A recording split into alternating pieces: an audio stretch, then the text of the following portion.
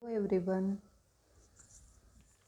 In previous lecture we can see what is SDLC and phases of SDLC and the models of SDLC. There are number of models included in the SDLC. For example, waterfall model, spiral model, incremental model, prototype model, concurrent model and the evaluationary model. These are the types of the SDLC model. We can see first waterfall model. What is the waterfall model? It is also referred to as the linear sequential life cycle mode, and there are the 6 phases included in the waterfall model: requirement analysis, system design, implementation, testing, deployment and the maintenance. These phases are included in the waterfall model. And in this lecture we can see spiral model. What is the spiral model and how it can be used in the system? First we can see spiral model. The spiral model combines the idea of iterative development with the systematic control aspects of the waterfall model. Spiral model कसं असणार आहे तुमचं? Iterative model असेल. Okay. Now this spiral model is a combination of iterative development process model and sequential linear development model. Means the spiral model is the combination of which model? Iterative development process model and the sequential linear development model, that is the waterfall model, with a very high emphasis on a risk analysis. Now see spiral model. There are the 4 phases included in the spiral model. One is the identification, design, construct or build, and the last is the evaluation and risk analysis.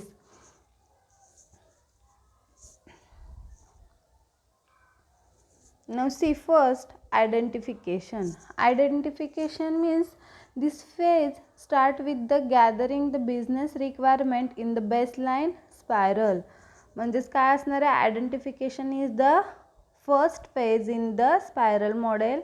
and how it is start with the gathering business information or the requirement baseline spiral, and in the subsequent spiral as the product mature, identification of system requirements and the subsystem requirements and unit requirements are all done in this phase. Means how done in this phase? It is the unit requirement, system requirement, business requirement are included in the identification. The design phase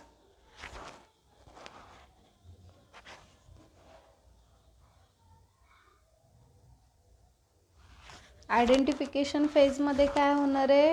he spiral मॉडेलची तुमच्या बेसची phase असणार आहे किंवा स्टार्टिंगची phase असेल. त्याच्यामध्ये काय केलं जाणार आहे? जे काही तुमच्या रिक्वायरमेंट असतील बिझनेसच्या गॅदर केलं जाणार आहेत. आयडेंटिफिकेशनमध्ये काय इन्क्लूड असणार आहे? तुमचं सिस्टीम रिक्वायरमेंट असेल, बिझनेसच्या रिक्वायरमेंट असतील, युनिट रिक्वायरमेंट असतील, प्रोडक्ट मॅच्युअर्स असतील. These are the included in the requirement in the identification phase. Now we can see the next phase is the design phase. Design phase is the start with the conceptual design and the in the baseline spiral and involve architectural design, logical design of modules, physical product design and the final design in the subsequent spiral. This is the second phase in a spiral model. काय काय include असणारे second phase डिझाईनमध्ये? तर काय असेल? हे conceptual design असणारे, त्याच्यामध्ये तुमचं module design, system design, architectural design. म्हणजे काय केलं जाणार आहे, फर्स्ट आयडेंटिफिकेशन फेजमध्ये जी काही तुमची बिझनेसची रिक्वायरमेंट असणार आहे, सिस्टीमची रिक्वायरमेंट असणार आहे किंवा युनिट रिक्वायरमेंट असेल ती फाइंड केली जाईल. आणि ती जेव्हा इन्फॉर्मेशन गॅदर करणारे, रिक्वायरमेंट गॅदर करणारे आयडेंटिफिकेशन फेजमध्ये, त्याचा यूज तुम्ही कुठं करणार आहे, आफ्टर सेकंड फेजमध्ये, डिझाईन फेजमध्ये. काय केलं जाणार आहे, जी काय तुम्ही फर्स्ट फेजमध्ये इन्फॉर्मेशन रिक्वायरमेंट गॅदर केली आहे त्याच्यानुसार तुम्ही काय करणार आहे, तुमचे सिस्टीम डिझाईन कराल, तुमचं मॉड्यूल डिझाईन करणार आहे किंवा आर्किटेक्चर डिझाईन करणार आहे with using the first phase information. जी काय आयडेंटिफिकेशनच्या फेजमध्ये जी काय रिक्वायरमेंट, जी काही इन्फॉर्मेशन गॅदर केली आहे त्या इन्फॉर्मेशनच्या बेसवर तुम्ही सेकंड फेजमध्ये काय करणार आहे, सिस्टीम डिझाईन कराल, मॉड्यूल डिझाईन करणार आहे और द आर्किटेक्चर डिझाईन कराल. Okay, next is the third phase is a construct or a build phase. Construct or a build phase. The construct phase refer to the production of the actual software product at every spiral and in the baseline spiral when the product is just thought of and the design is being developed. A POC. POC means the proof of concept is developed in this phase to get customer feedback. काय असणार इथं, construct or a build and this phase are included review. Okay, काय केलं जाणार आहे, after the designing तुम्ही जे काय डिझाईन केलं ते काय करणार आहे, बिल्ड करणार आहे किंवा कन्स्ट्रक्ट कराल. म्हणजे फायनल तुम्ही प्रोडक्ट इथं काय करताय, कन्स्ट्रक्ट करताय, बिल्ड करताय, बिल्ड 1, बिल्ड 2. ओके, म्हणजेच काय होणार आहे इथं, Wien the product is just thought of and the design is being develop. म्हणजे तुम्ही जे काही तुमचं प्रोडक्ट डिझाईन केलं आहे, कसं असणार आहे त्याचं डिझायनिंग केलं आहे आणि ॲक्च्युअल तुमचं प्रोडक्ट कुठं डेव्हलप होणार आहे, कन्स्ट्रक्ट ऑर बिल्ड फेजमध्ये. Now next phase is the evaluation and risk analysis. This is the last phase in the spiral model. Risk analysis including identifying, estimating and the monitoring the technical feasibility and the management risk.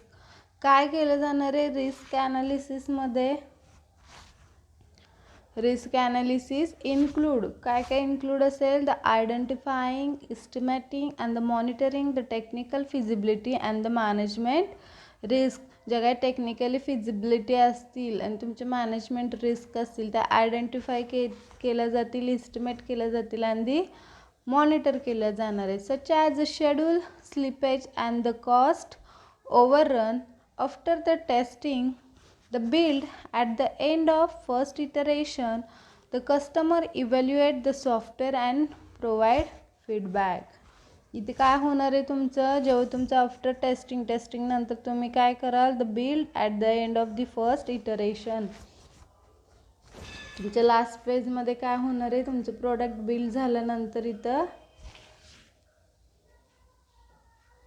तुम्ही product काय करणार आहे, evaluate करणार आहे, final करणार आहे, यूजला देणार आहे कस्टमरला. Okay, customer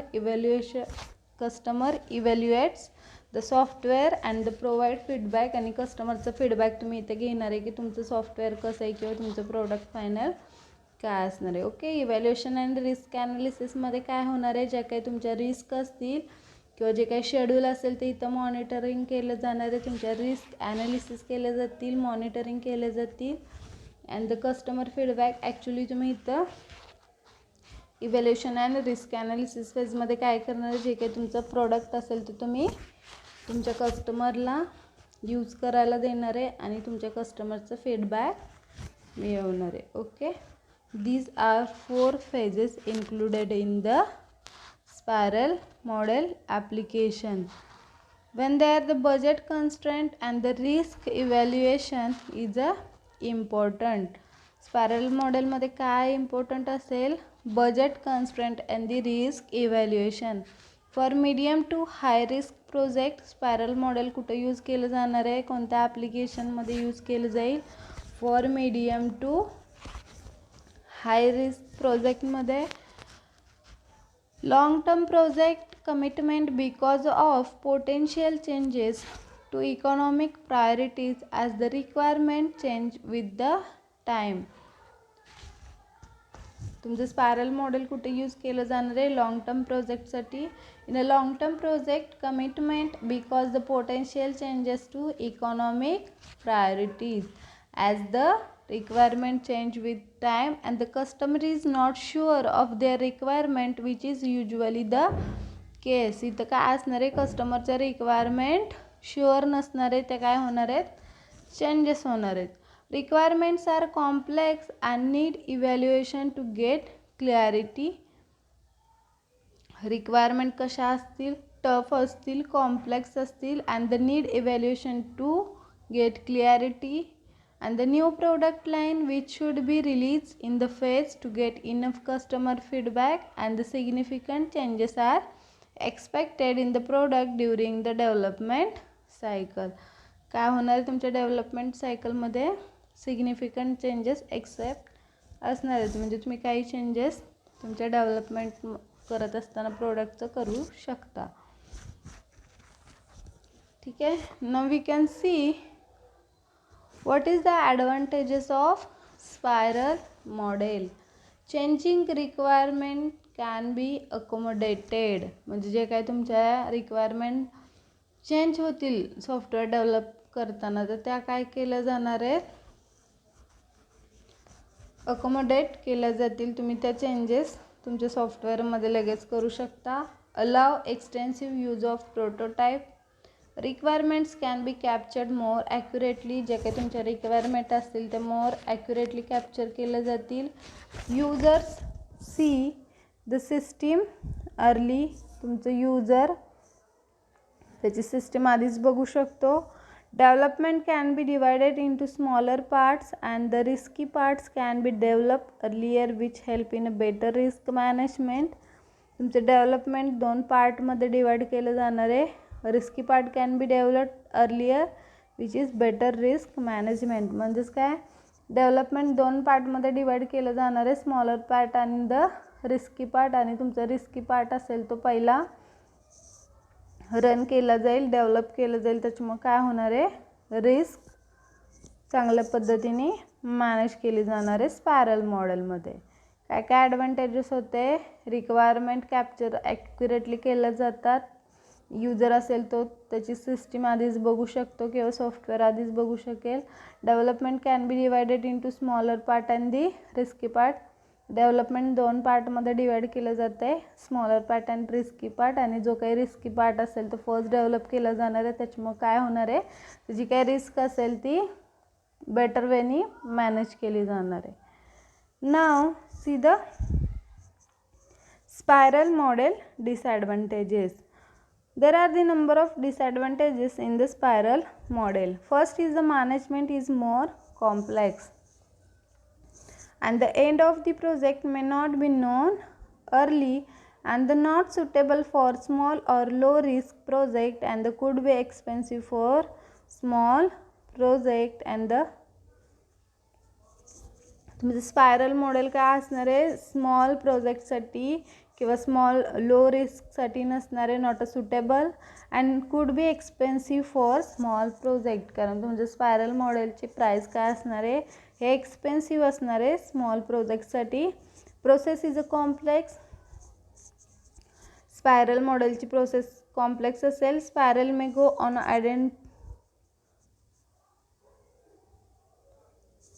indefinitely and the large number of intermediate stages require excessive documentation. Spiral मॉडेलमध्ये काय असणार आहे? It is the more complex. म्हणजे मॅनेजमेंट काय असेल? मोर कॉम्प्लेक्स असणार आहे. End of the project may not be known early. Last project काय असेल तो आधीच माहीत असेल का? काही तुमच्या प्रोजेक्टमध्ये किंवा तुमच्या सॉफ्टवेअर डेव्हलपमेंटमध्ये और दी प्रोडक्ट डेव्हलपमेंटमध्ये तुमचं यूजर काय करणार आहे? मध्येच त्याला जर काय वाटले चेंजेस तर तो करू शकतो.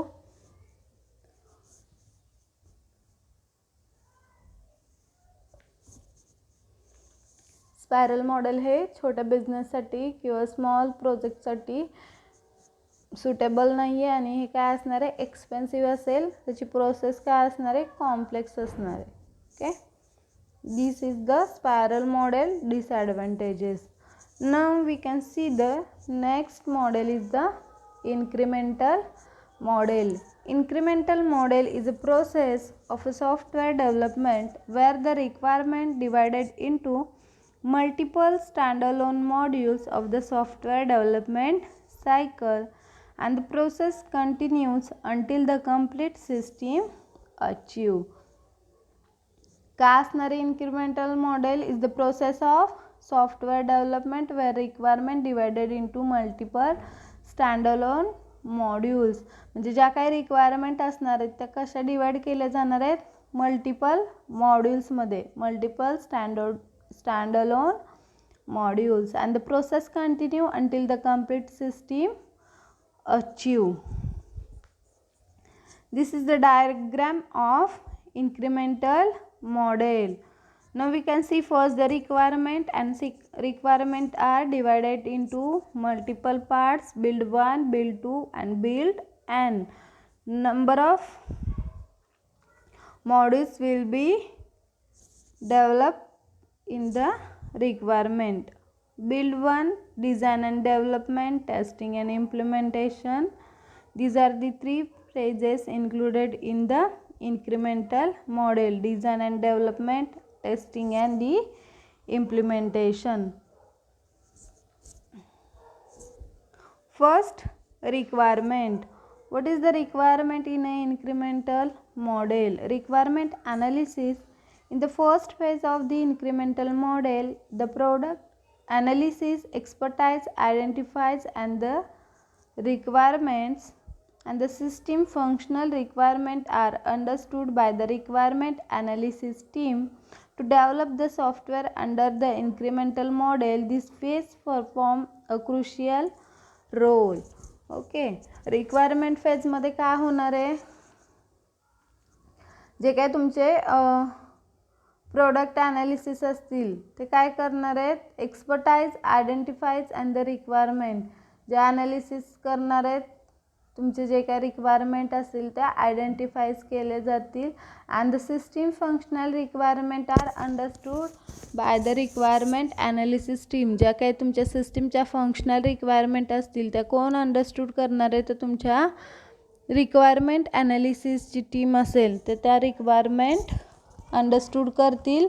To develop the software under the incremental model, this phase perform a crucial role. Increment मॉडेलमध्ये रिक्वायरमेंट ही काय आहे, क्रुशियल रोल परफॉर्म करते ही phase. Okay, next is the design and development phase. In this phase of the incremental model of the SDLC, the design of the system functionality and the development method are finished with the success. When the software develop new partially or the practically, the incremental model uses trial and the development phase. First requirement फेजमध्ये काय होणार आहे, ज्या काही requirement असतील तुमच्या system functional requirement असतील तर तुमच्या ॲनालिसिस टीम काय करणार आहे, अंडरस्टूड करेल, फाइंड करेल. After that phase we can develop the actual product और the use of the requirement phase information and develop or the design software product actually develop and design in the design and development phase.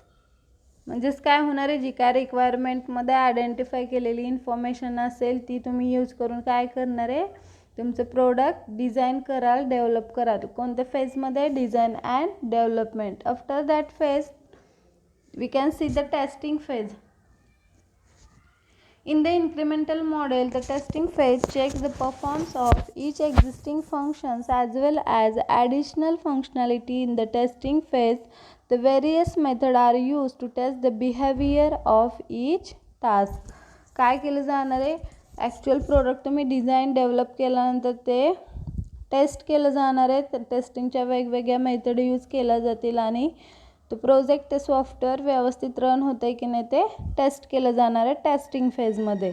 And the last phase is the implementation. Implementation phase enables the coding phase of the development system, and it involves the final coding that design in the designing and development phase and the test functionality in the testing phase.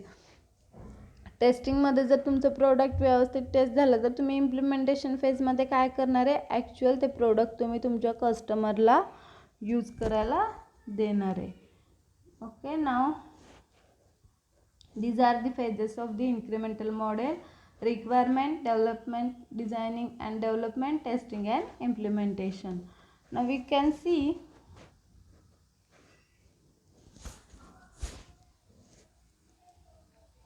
use of the incremental model.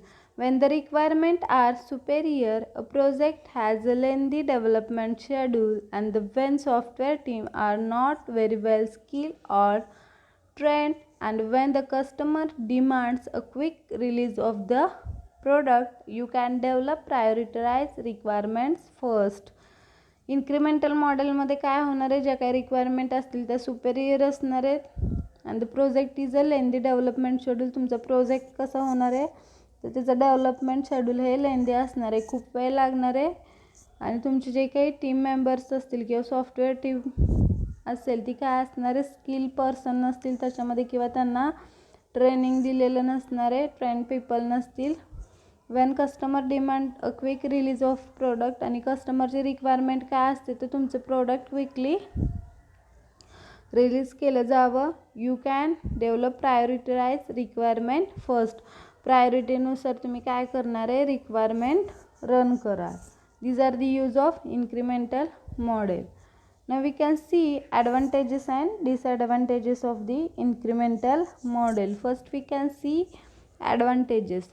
Errors are easy to be recognized, easier to test and debug, more flexible, simple to manage risk because it handled during its iteration, and the client get important functionality early.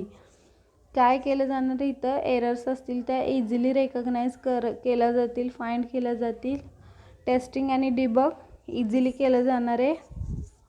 Incremental model हे काय असणार आहे, more flexible in use and the simple to manage risk because handle during its iteration. इटरेशनमध्ये model run होणार आहे त्याच्यामुळे तुमची risk manage करणं सिम्पल असेल.